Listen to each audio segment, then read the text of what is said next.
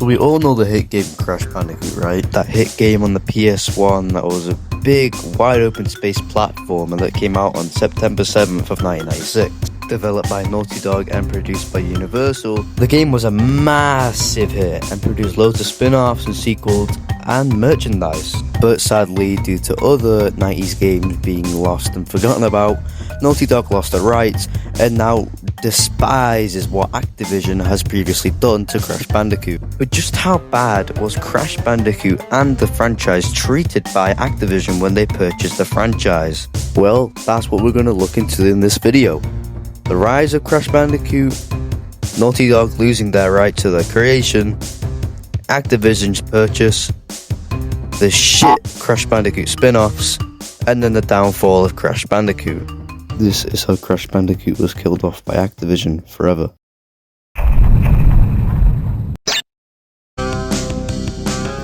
Naughty Dog saw the development of Sega's Sonic the Hedgehog and saw how popular he was, and thought they could try and compete with him if they'd follow in their footsteps.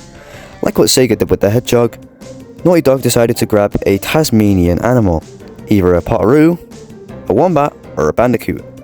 And Crash's original name was going to be Willy Wombat, and yes, 9-year-old me was literally shitting in his pants laughing because he thought that the word Willy Wombat was so funny. And thus, Crash Bandicoot was made on September 7th, 1996. It's safe to say, this game was magnificent.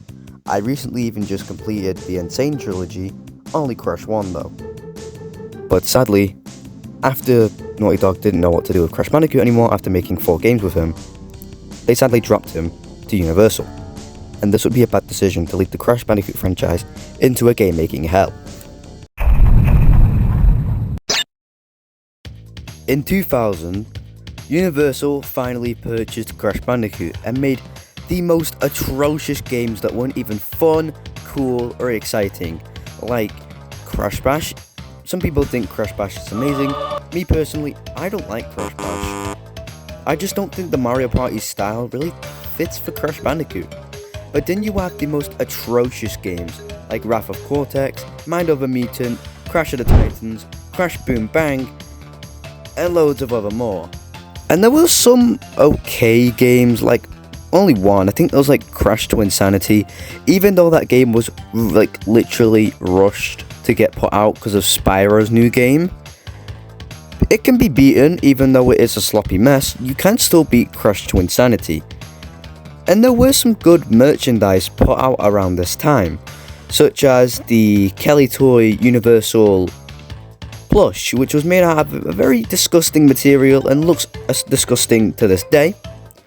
And then you have the play-by-play Crash Bandicoot plush, which is literally just the Kelly Toy Crash, but just bigger and more higher quality. Although on the play-by-play plushes, some of them have very bad quality control. And then they gave the rights to Toy Network. They basically just grabbed Kelly Toys Crash and just upgraded it a little bit. And they made some other ones like a scuba diver Crash, a gimp suit Crash. I love calling this one the gimp suit Crash. I think they made a kart racing one. I'm not too sure if they didn't.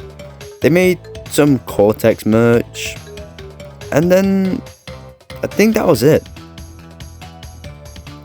Until they gave the license to Activision.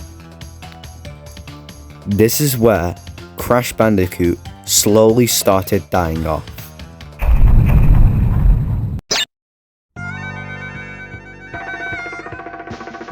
Sometime around 2016-2017, Activision bought Crash Bandicoot to do anything they wanted with him. And as a smart decision to know that what they needed to do with Crash Bandicoot, they remastered all 3 of the Crash Bandicoot games, from Crash 1 all the way to Crash 3. With the help of Vicarious Visions and Toys for Bob, this remastered collection was amazing. And then sometime around 2019, they released a remastered version of Crash Team Racing, which I have to say I prefer more than the Insane Trilogy remasters. It's more fun and more exciting than whatever the trilogies were, in my opinion. And then 2020 rolled around. We didn't get much information about a new Crash game until we got a Crash Bandicoot 4 trailer. Now in my opinion, this was amazing. this was the best thing to come out of Activision. Like, you had so many new mechanics, new stuff, new characters, and introduced Torna back and Dingodile. But sadly, they didn't make another Crash Bandicoot game for a couple of years and didn't put much hype into the games.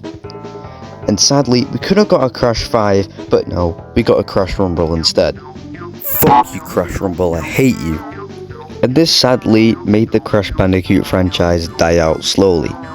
And as I'm making this, I think the only people that are really keeping the Crash franchise alive is probably Cadicarus and Wumpa Lewis. But yeah guys, this is the end of the video, so if you enjoyed anything about this video, let me know in the comments down below, and as always, I'll see you guys in the next video. Bye bye.